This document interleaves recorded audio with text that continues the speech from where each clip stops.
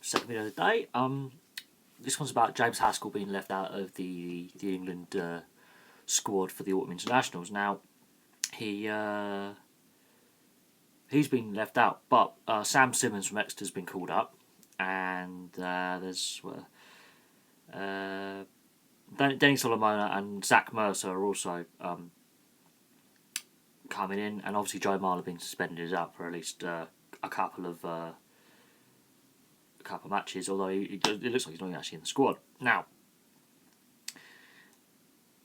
James Haskell one, he was a late call up for the Lions, and he did quite well on the Lions tour, and there were also injuries and suspensions on that tour, and he got called up and he did reasonably well. I'm not saying James Haskell's a bad player or anything, but according to Eddie Jones, his form has not been good enough to warrant selection for this squad. That's not to say there won't be injuries and suspensions during the first game of the autumn against Argentina, and he might not be called up at a later date. And Eddie Jones has stated he's not out of my plans going forward. Now, by the time the next World Cup comes around, he'll be 34. He's still doing really well at club level.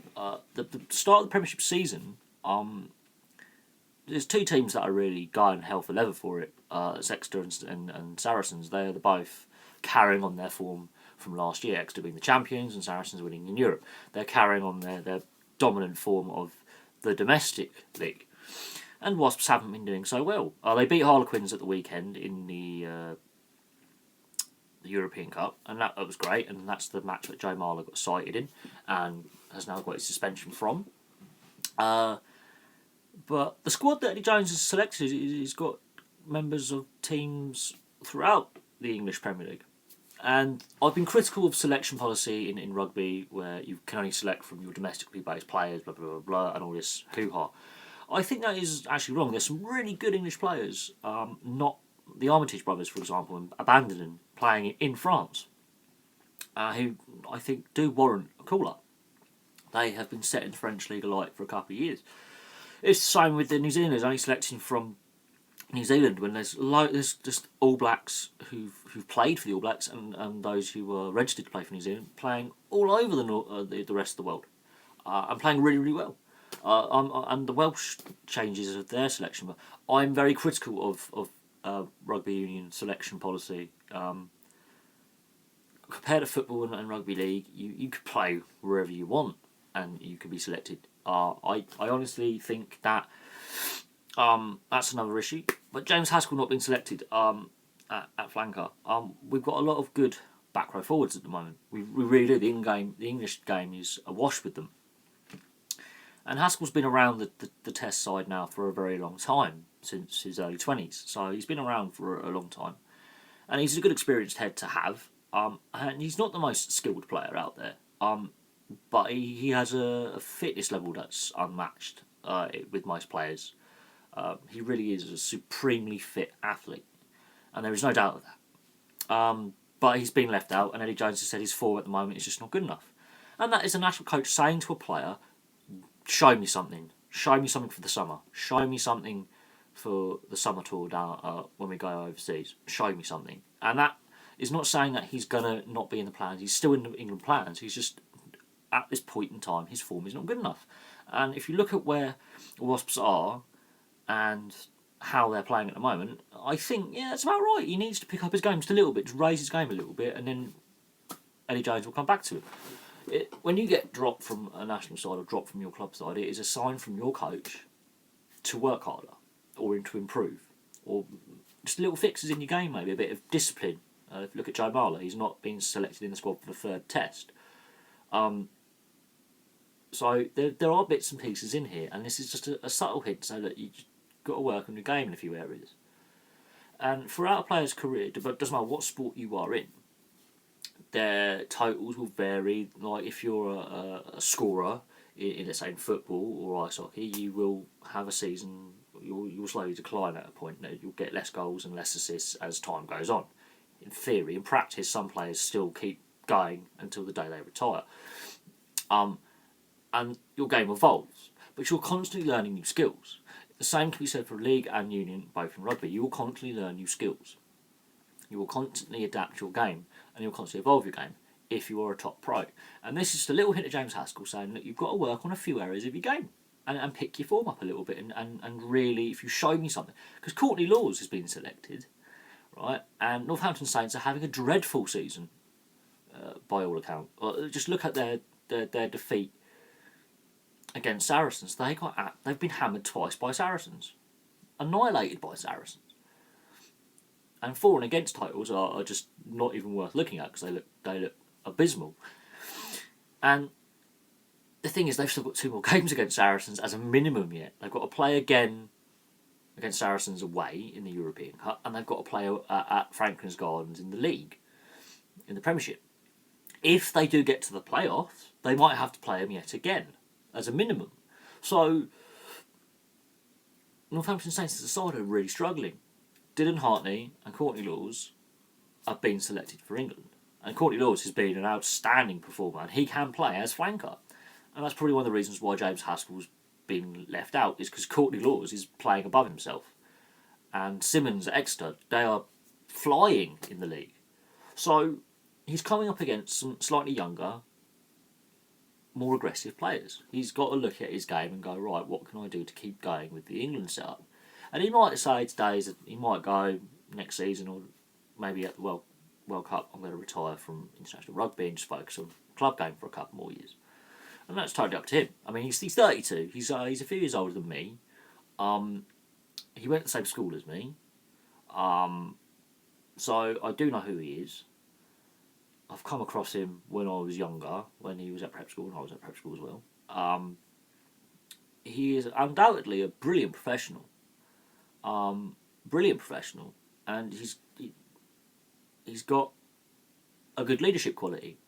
He's part of the leadership group of the England setup in general. He was there in the Six Nations. If you watch the Italy game, where Italy chose to interpret the breakdown laws differently, and they thought outside the box, and the England side were really struggling for 60 minutes. They hadn't quite worked out what was going on.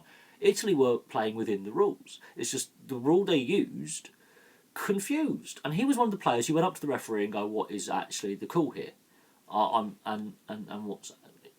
And he was the one talking to the referee, like Dylan Hartley. So he's showing a leadership side, regardless if he should have asked the question, or he's still going to the referee and communicating with the official, as most leadership figures should. And he was communicating. He was shouting at his teammates in the forward pack, and he was shouting at backs when they got tackled in a breakdown, and he was communicating. So he's a clear leadership figure in the England setup going forward. Anyway, there's a lot of young players coming into this squad who have not really been around the squad much. Some are uncapped, some have got a handful. And he's not the only omission from the squad. Marlon Yard is also an omission from the squad.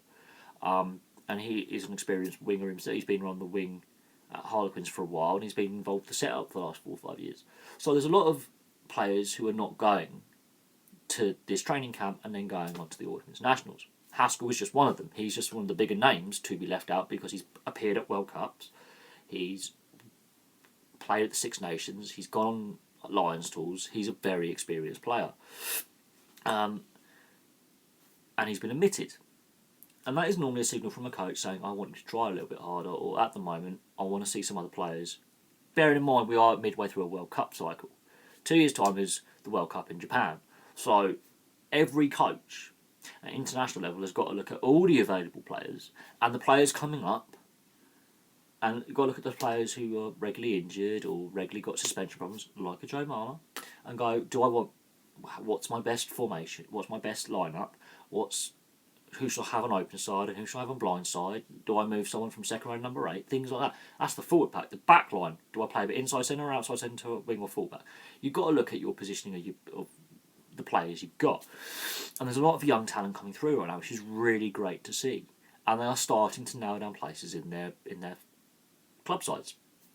And James Haskell has obviously got to realise there's another level of competition now. He's no longer the up-and-comer. He's now the established player, and he's got to either fight hard to get back in the squad, and when he does, the younger players will actually look up to him for positional guidance. As a leadership figure, he's an experienced player with many caps. He's played at some big test matches against the All Blacks, the Springboks, the Wallabies, the Pumas, the Azzurri Blue of Italy. He's played against the French. He's played against the Irish. He's played against these big Tier 1 nations, and had won and lost in them. He's not won every game as a Tier 1 player against these nations. He's not lost every game. But these younger players coming up can use his knowledge and it help with their game. He's still part of the England setup. He's just not on this training camp. He's not in this month-long or in the national series. He's just not involved at this time.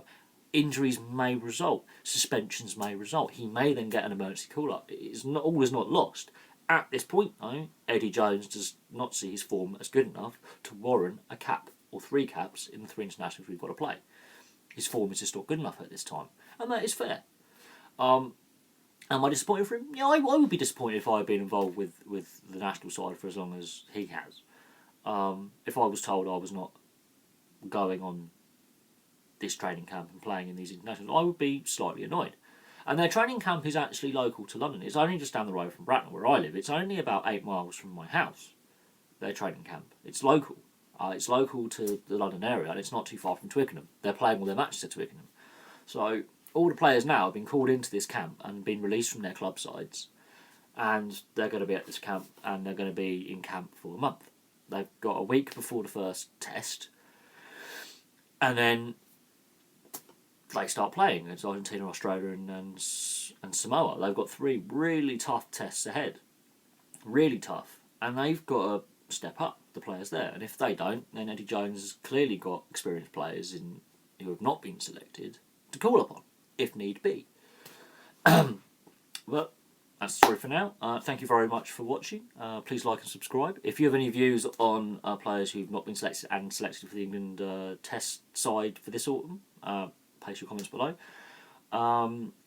And yeah, if you have any views on any other of the national sides, because Simon Zebo has been left out of the Ireland squad, and I'll do a video on that in a bit, and post my reaction to that, because he's an absolute talent on the wing for months now, and he's decided to move away from Ireland and play abroad.